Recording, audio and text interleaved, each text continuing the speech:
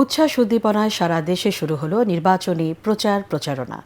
জাতি, ধর্ম, বর্ণ নির্বিশেষে ভোটারদের দ্বারে ভোট চাইছেন প্রার্থী ও নেতাকর্মীরা। ভোটারের মন জয় দিচ্ছেন নানা প্রতিশ্রুতি। প্রতিনিধিদের পাঠানো তথ্যচিত্রে ঐশী গোস্বামী প্রমার রিপোর্ট। সারা দেশে শুরু হয়েছে আসন্ন জাতীয় সংসদ নির্বাচনের প্রচারণা।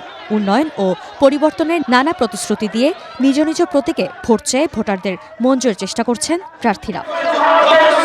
চট্টগ্রামে নিজ নির্বাচনী এলাকা মাদারবাড়ি থেকে প্রচারণা শুরু করেন বিএনপির স্থায়ী কমিটির সদস্য আমির খসরু মাহমুদ চৌধুরী। এ সময় দলীয় নেতাকর্মীদের সাথে নিয়ে ধানের শীষের পক্ষে ভোট চান তিনি। এছাড়াও নিজ নিজ আসনে প্রচারণা চালাচ্ছেন জামাত সহ বিভিন্ন দলের প্রার্থীরা।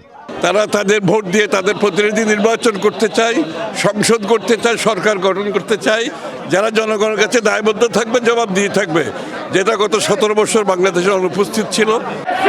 কুমিল্লা 1 আসনে ধানের শীষের প্রার্থী ডক্টর খন্দকার মোশাররফ হোসেন মেঘনা উপজেলায় গণসংযোগ করেন।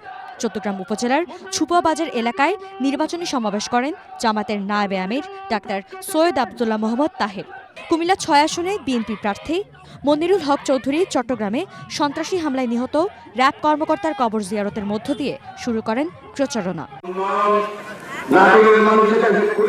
এদিকে নাটোর সদর উপজেলার ছাতনিদিয়া হাটে আনুষ্ঠানিক প্রচারণা ও গণসংযোগ শুরু করেন বিএনপি মনোনীত প্রার্থী ও দলের কেন্দ্রীয় নেতা রুহুল কুদ্দুস তালুকদার দুলু।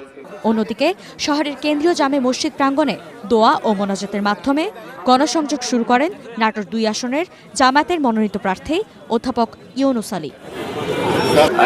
ফেব্রুয়ারি যে সংসদ নির্বাচন অনুষ্ঠিত হতে যাচ্ছে, সেই নির্বাচনের এই ছাতনিদিয়া থেকে আমরা নির্বাচনী প্রচারণা শুভ উদ্বোধন, শুভ কাজ শুরু করলাম।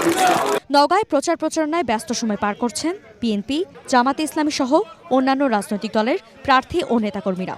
জেলার 6টি সংসদীয় আসনে এবার প্রতিদ্বন্দ্বিতা করছেন 32 জন প্রার্থী। নীলফামারী সদর আসনে ধানের শীষের প্রার্থী ও তারেক রহমানের খালাতো ভাই ইঞ্জিনিয়ার শাহরিন ইসলাম চৌধুরী তুহিনের নির্বাচনী সমাবেশ অনুষ্ঠিত হয়েছে।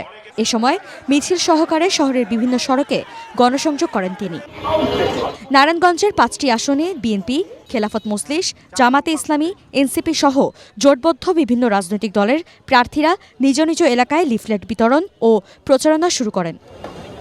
ঐশী গোস্বামী প্রমা, এটিএন বাংলা।